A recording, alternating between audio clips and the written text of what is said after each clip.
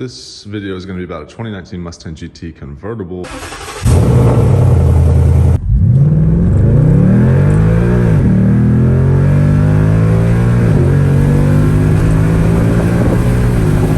From a perspective of a 2015 Mustang GT Performance Pack owner's perspective. So this is a 2019 GT. This was actually a rental car I got off of Turo. This is a convertible with a 10-speed automatic. Obviously the V8, 460 horsepower. Now this is a base model that he has done a splitter, the blackout emblems, the performance package wheels with performance Michelin Pilot Sport 4 tires. He's changed the antenna, rear badge. I believe it's an SVE axle back rather, with a little add-on to the diffuser there. The splitters on the side have been added, but that's pretty much it. Now this is my 15. It's really dirty. I bought this new. I've had it 5.5 years. It's got about 30,000 miles. And today's video, I wanted to compare the two because I've been considering purchasing an automatic with the new 10-speed and the new Gen 3 V8 with 460 horsepower. This one has 435 with the manual MT82. As you can see, this car has the dash gauges, the carbon faux trim, the manual. So I've been driving this car for a while, and I wanted to give you guys my perspective from driving the other one for a day or two.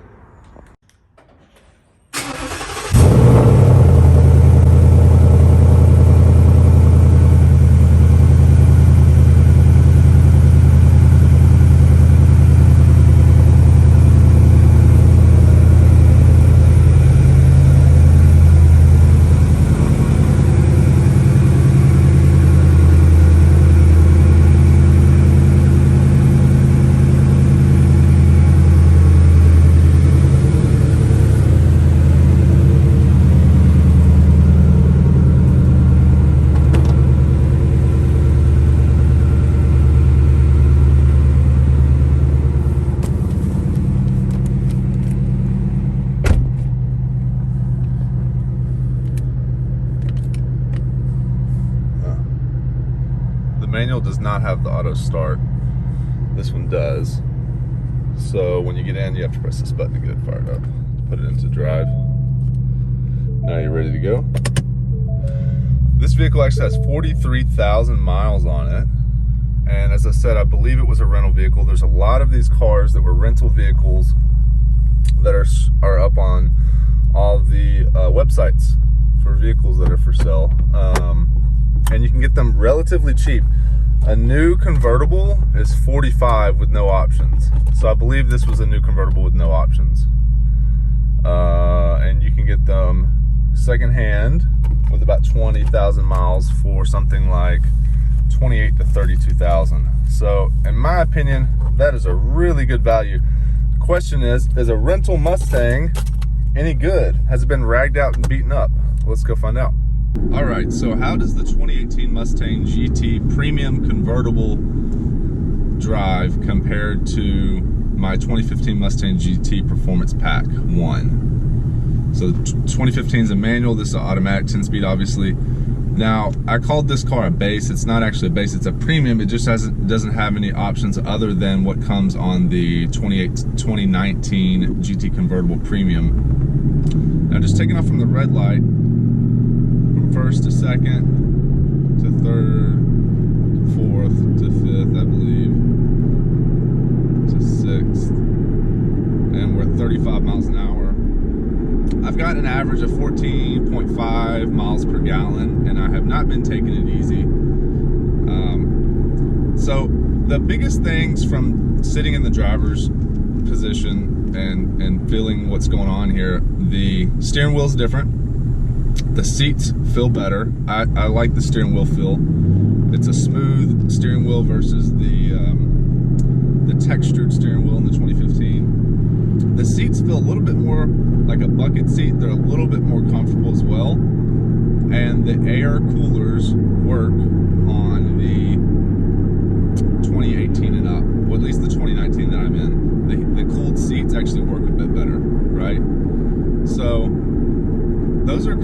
biggest things that I noticed just from driving is the steering wheel is different, the seats feel better, and the cooled seats actually work. A lot of people complained that the 2015 cooled seats didn't work. Now, how does it drive? I'm in the city of Los Angeles, and it's a lot of red lights, a lot of stop and go. The 2015 Performance Pack has the MT82 with 373 rear end gears. Now, I believe this has 315s or 355s from the factory. I'm not sure. It doesn't feel like it's lacking a rear end gear though, with all the torque from this new Gen 3 Coyote, plus the 10-speed automatic. You don't feel like you need that extra gear or anything like that. It's fine, it gets up fine. So with the 2015, you're constantly shifting with the automatic, and the first gear on the Performance Package is really short. You just basically go and then right into second. Sometimes I take off in second gear if I don't want to shift from first to second, because the people behind me will almost run into you because they see your car take off fast, and then you have to shift, and then they have to hit their brakes basically. This is just so much easier to drive. You just push on the gas and it goes through the gears. You know, everybody in the city just mashes the gas in their automatic Priuses and everything else. So when you have an aftermarket exhaust with the manual transmission, it just sounds really loud. And anyways, so if you live in the city, that's just something to consider if you haven't driven an automatic. I'm a gearhead. All my first cars were manual. It was first 85 Mustang GT manual transmission. So it's constantly another Mustang. It is constantly a car thing. I've always driven manual transmissions, but we'll get to the automatic transmission in just a second. So it does have the Sync 3 or 4, or whatever this is, infotainment system, which is better than what's on my car. And he's added some carbon fiber bits on the interior. All right, so as far as the driving, how is it like to drive? We're gonna jump on the Pacific Coastal Highway and go for a little cruise. The interior noise is not bad for being a convertible with 40,000 miles, 43,000 miles that have been hard driven, I'm sure. The engine does have a little tick, it seems like. 2,000 RPMs or so, not that loud. So we're jumping on the highway. The first thing I noticed when I drove this car, I thought that the suspension has to be different. I was like, this suspension has to be different. This feels like my Performance Package, even though it's convertible. Hard to believe, right? I couldn't believe it either. I was like, maybe he's got lowering springs. The only thing I can contribute it to is the fact that they did say that on the 18 and up base models, I wish you guys could see this view. They did say that on the 18 and up base models, they're gonna get Performance Package suspension essentially. You guys can critique that in the comments. I'm sure you will anyways. So I'm going 50 miles an hour on a very smooth road. There is a little wind noise. You can hear a little bit more road noise. No rattles to speak of. The SV exhaust is quiet. I'm in top gear. I'm in just in drive, no sport mode. I'm at about 1250 RPMs at 50 miles an hour. And it says I'm getting like 40 miles per gallon on the live reader. So, now as far as driving characteristics, so what I was talking about the handling, as soon as you turn the wheel on this, you get feedback. Not feedback, you get precision. So it's very accurate. You get, as soon as you turn the wheel, the car moves, okay? And I think what a lot of that has to do with, actually, I thought it was the suspension, but the more I thought about it, I was like, it can't be the suspension. I literally just think that it's the Michelin Pilot Sport 4 tires. I believe they have a stiffer sidewall. I bought some cheapo Federal tires, and the sidewall is really stiff. Sorry, with the Federal tires, the sidewall is really, really soft. So when you go to turn the wheel, sorry, there's a biker in the road, and people are trying to run me over. So yeah, so when you turn the wheel with the soft sidewall that the front end of the car, you feel it wobble. It doesn't turn in really hard. So, you know, guys, if you're complaining about the front end of the Mustang pushing at the limit, that's one thing. But as far as having front end feel and control, I literally think it's just the Pilot Sport tires. So this car feels more direct than my Mustang Performance Pack. This rental Mustang with 43,000 miles turns in, feels you know, more direct, turns in, and it's sharp. You can point it right in, which is pretty awesome. This is about what I would want. This is, I mean, it almost feels like the steering ratio has been reduced, to be honest. Quicker turn in. The suspension ride's good. As I go over some of these, you know, potholes and imperfections in the road, you can feel the chassis shimmy a little bit. You can feel it shake. You know, the convertible top, you know, it's not a hard top, so you don't have all that chassis bracing. Now, how does it feel as far as performance? It's fast. It is super fast. You know, these cars run in the 11s at 119 miles an hour. Some guys have gone, like, I think there's one guy that's gone like mid to high 11 on a stock, you know, coupe. Stock engine with a 10-speed auto. They're seriously fast. Seriously fast cars. Now, if you haven't driven a lot of cars and you're just a keyboard warrior on YouTube making comments and you haven't really owned that many fast cars, you don't, you know, you don't have anything to compare it to. You're just looking at numbers. Oh, it's 460 horsepower, not that big of a deal. But this car on the top end will hang with a lot of cars. It's really fast up top. But I'm telling you, this car is super fast. You got to drive one. And I think the biggest thing is with the 10-speed automatic, it adds a little bit of drama because it's always shifting. It shifts hard. It shifts really hard. If you put this car in drag mode, which it has because it's a premium, it will bark the tires going through like first, second. It'll bark when it goes into second, third, and fourth, even some people have said. So the owner doesn't want me to go from a dead stop and do any of that. So what I'll try to do is I'll try to get a video of us rolling on. Now, in conclusion,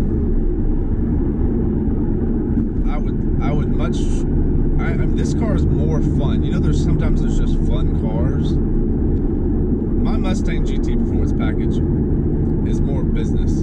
It looks great. It's black on black, has the manual transmission. It's fun. But this with a convertible top and the black emblems, it looks good.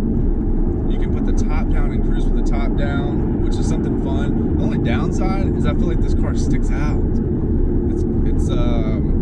It's still new and shiny, and I go down to the gym that's, you know, other side of town, and I don't necessarily want to be sticking out. I want something that kind of goes under the radar. Don't look at me. I'm not a show off with the top off and, you know, the shiny car. So if you're not into that, that's not for you, but that's something I got to just get over because it's just too much fun to drive like that, right? With the top down and the music on, listening to the exhaust, letting fill in the car, letting the transmission go through the gears. So that is just the biggest downside for me, is that it looks too dang good and it's shiny, and you have to just get over people looking at you. Now let's put it into Sport Plus and just kind of go up this hill here.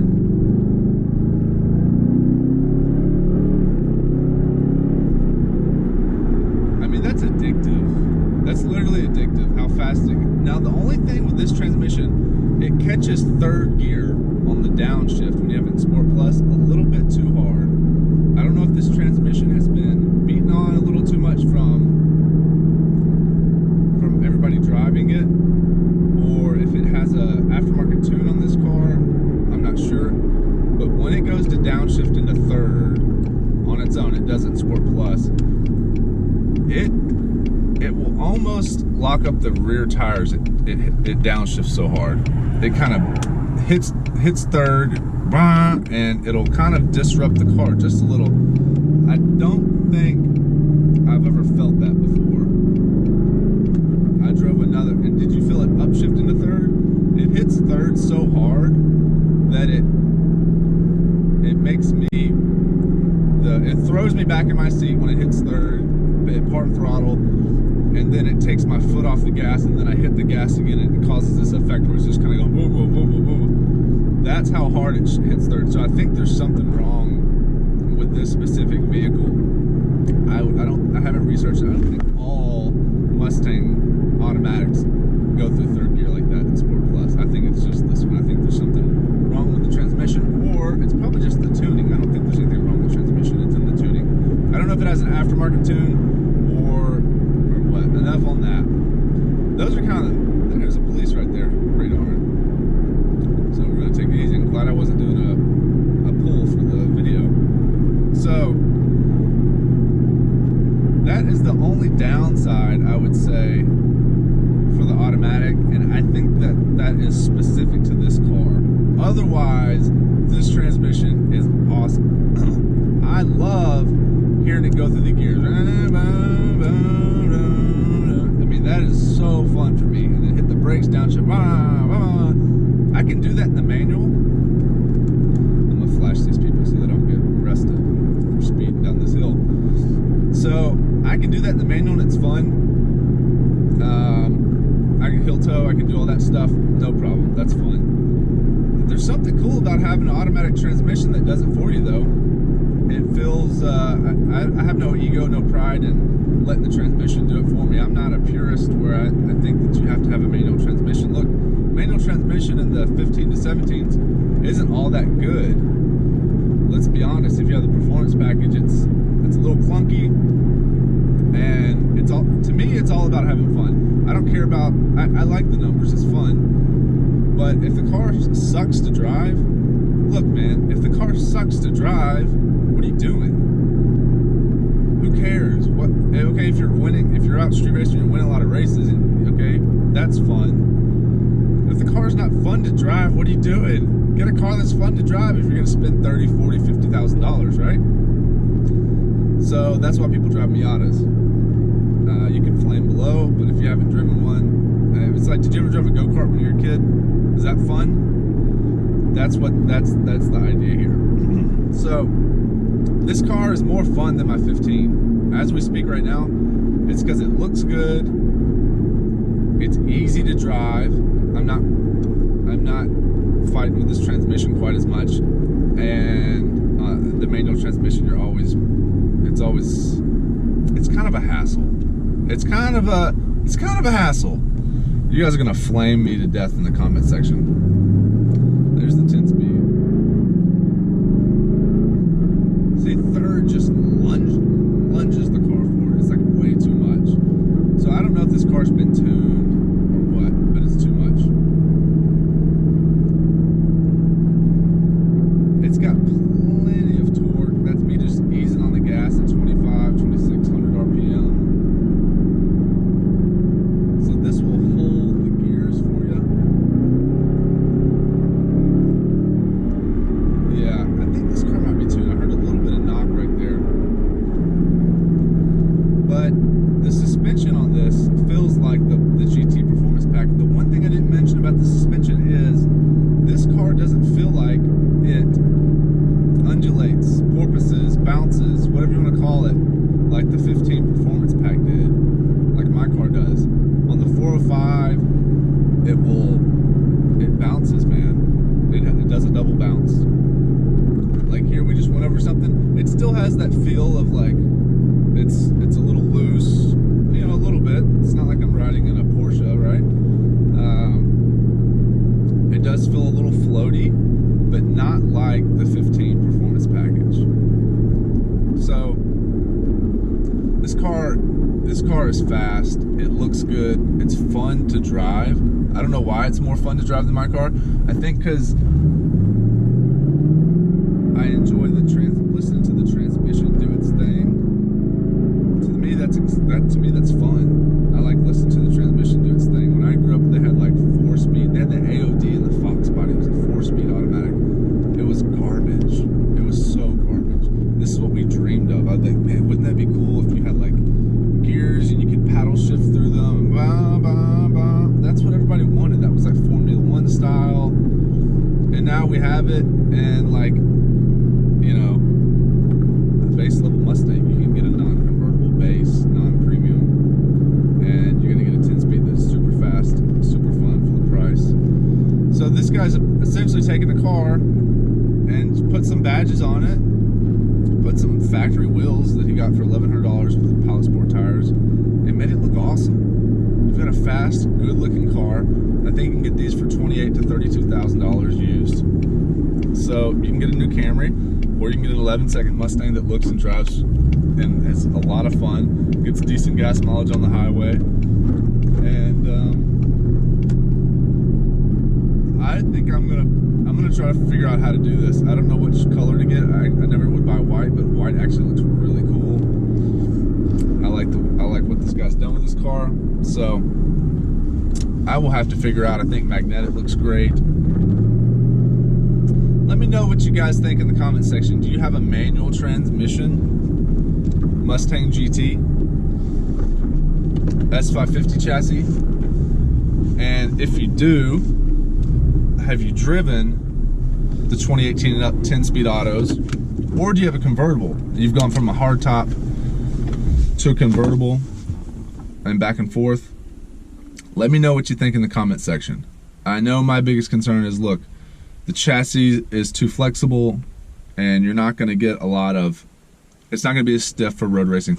Let's be honest, 99, I've gone to the track twice. I've gone to the track one time in 5.5 years because I bought a new car and I didn't want to damage my new car at the racetrack, right? So I think this is a better cruiser as far as if you want to do some rolls with some guys on the highway, or like me, I just go to and from the gym, tune for my clients. 460 is fast enough. If it's not, you can do a tune, you can do a Rouse supercharger or a Whipple, and it's still 50 state legal and it'd be incredibly fast. Incredibly fast. I think this is a great value, especially at this price point with a few miles on it. I think you can get them with 20,000 miles for like a ride around 30. So let me know what you guys think in the comment section. I love this car. I've been thinking about it for a while, and I just decided to rent one on tour. I said, instead of going and buying one for new, their sticker is like 60 with a magnet ride, active exhaust. This doesn't have any of that stuff, and I still love it. So I'm feeling like, why get the Magna ride after driving this and it feels so good? So I'm highly impressed with this car. Let me know what you guys think in the comment section. I know some people say convertibles are ugly. I think it looks good with the windows tinted with the black top. I think it matches the contrasting white and black. 10-speed auto. I know the purists will say, you know, learn to drive a stick shift, you woman, you man-child. But like I said, I've had 40 or so cars, and most of them, a lot of them were manual transmissions, so I'm not trying to prove anything. I learned how to drive manual when I was 12 years old. So I love the automatic. The Gen 3 Coyotes got more power and it's faster, and this is pretty much just a better car all around. The front end is probably not as good, but it's grown on me. The front end of the car has grown on me. I think it looks good. So let's show you some of the cool things on the inside of the vehicle. So the biggest thing is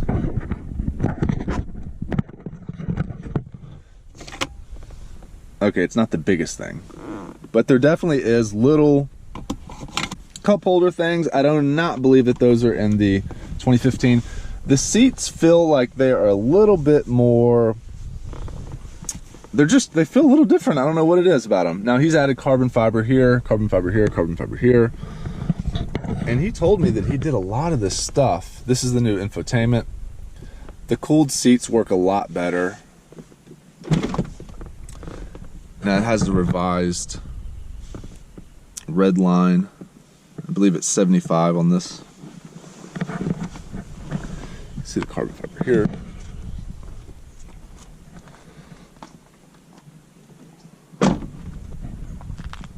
I think it's a great looking car.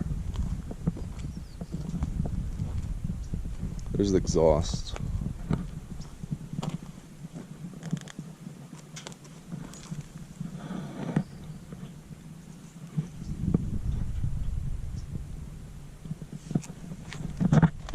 Feels like it's been lowered. Let's see if we can find out.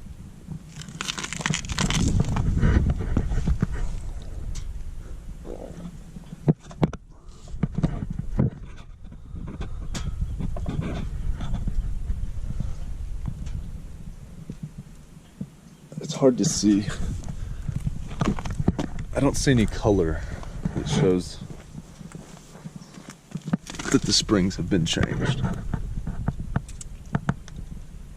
They look like factory springs. I could be wrong. They don't look any different. Now, these are the base brakes. So he's added the splitter. He's added this badge. Black plate obviously matches well. I believe this black, gloss black, is factory. I believe this black is factory. The badges, the wheels. He did add these. These are clear and they're bright LED. I believe he's tinted this.